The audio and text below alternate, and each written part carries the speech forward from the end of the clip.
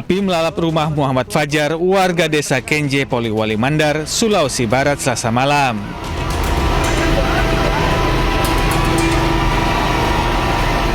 Angin kencang dan pemukiman padat penduduk membuat api cepat menjalar ke satu rumah lainnya.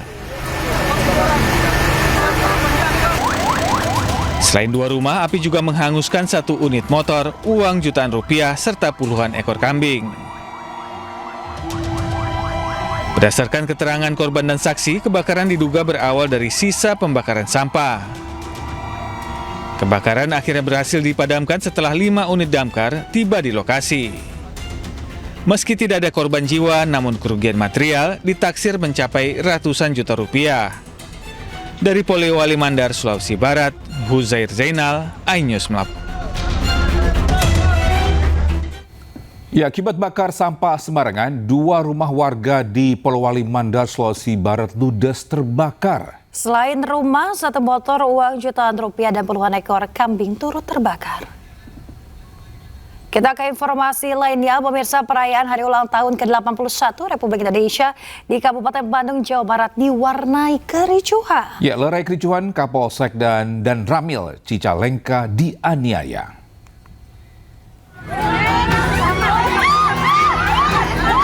Viral di media sosial, perayaan HUT ke-81 RI di Cicalengka, Kabupaten Bandung, Jawa Barat diwarnai aksi baku hantam. Hendak lerai perkelahian, Kapolsek dan Ramil Cicalengka dianiaya 3 orang pelaku saat arak-arakan HUT ke-81 RI. Pelaku yang tak terima kemudian melakukan penganiayaan terhadap 2 pejabat. Akibatnya Kapolsek dan Ramil menderita luka di bagian wajah dan harus mendapatkan penanganan medis. Ketiga pelaku melakukan penganiayaan terhadap petugas karena dibawa pengaruh minuman keras. Berselang 6 jam, ketiga pelaku berhasil ditangkap Satuan Reserse Kriminal Polresta Bandung. Kami telah mengamankan 4 orang terduga pelaku. Saat ini hasil pemeriksaan penyidik yang telah kami tetapkan terhadap pelaku, 3 telah kami tetapkan sebagai tersangka. Akibat perbuatannya, ketiga pelaku terancam 5 tahun penjara. Dari Kabupaten Bandung, Jawa Barat, Yohan Pangestu, iNews melaporkan. Bisa 2 kapal di Pelabuhan Jailolo, Halmahera Barat, Maluku Utara mengalami insiden tabrakan. Tabrakan kedua kapal tersebut membuat penumpang panik dan berhamburan menyelamatkan diri.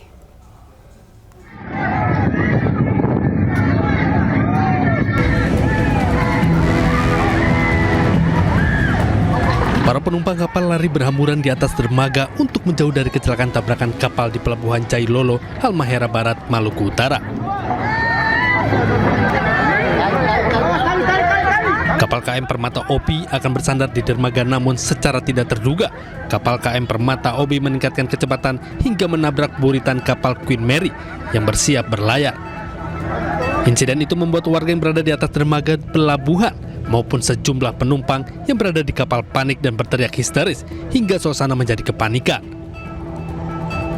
Kepala Kantor Unit Penyelenggara Pelabuhan Kelas 3 Jailolo, Rosihan Gamjim menyampaikan bahwa insiden itu disebabkan karena murni faktor cuaca. Sebelum tali tambatnya diikat di bolder, datang angin kencang dan tak terhindarkan lagi kejadian tubrukan itu terjadi antara kapal KM Permata Obi dan kapal Queen Mary yang sedang melaksanakan persiapan keberangkatan. Meski tidak menimbulkan korban, kerusakan besar dialami dan sejumlah kendaraan roda 2 milik penumpang mengalami rusak berat.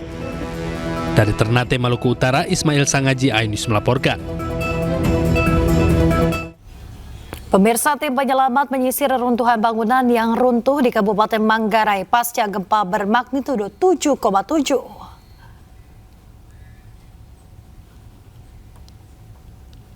Ya, bisa tim penyelamat membersihkan puing-puing dan mencari korban jiwa yang mungkin masih tertimbun di antara bangunan-bangunan yang hancur.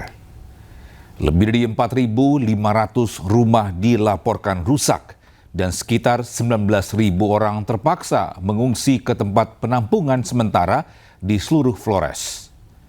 Lebih dari 3.500 personel militer dan polisi dikerahkan untuk mendukung operasi penyelamatan dan pengiriman bantuan untuk korban.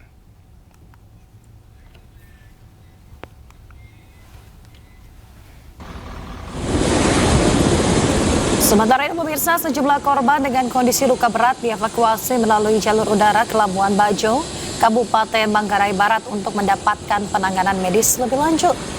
Hingga Selasa 18 Agustus 2026 pada pukul 15 waktu Indonesia Tengah, 7 korban luka berat telah dievakuasi dan Manggarai Timur, dari Manggarai Timur ke Labuan Bajo. Evakuasi dilakukan dalam 2 kloter menggunakan helikopter Dauphin. Kloter pertama membawa 3 korban bersama tim medis, sementara kloter kedua membawa 4 korban. Para korban mengalami berbagai cedera, mulai dari patah tulang, dislokasi, trauma vertebralis, hingga luka parah pada bagian tangan. Hingga Selasa malam, total korban akibat gempa mencapai 608 orang, terdiri dari 70 orang meninggal dunia, 230 orang luka berat, dan 308 orang luka ringan. Korban dalam kondisi fraktur dan harus kita evakuasi segera mungkin. Sambil menuju ke lokasi untuk evakuasi medis, kita juga dorong sesuai hasil koordinasi dengan Wamenkes tadi malam. Pagi ini kita dorong beberapa tenaga medis, mulai dari dokter, ada perawat, kemudian apoteker dan logistik obat. Dan itu memang sesegera mungkin harus sampai di sana, karena kalau perjalanan dari Labuan Bajo ini untuk menuju lokasi memakan waktu lebih dari 7 jam.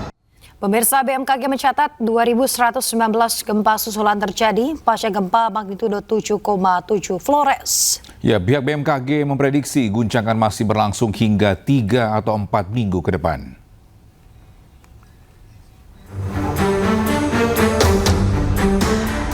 Badan Meteorologi, Klimatologi, dan Geofisika atau BMKG mencatat 2.119 gempa susulan terjadi usai gempa bumi magnitudo 7,7 mengguncang wilayah Flores, Nusa Tenggara Timur.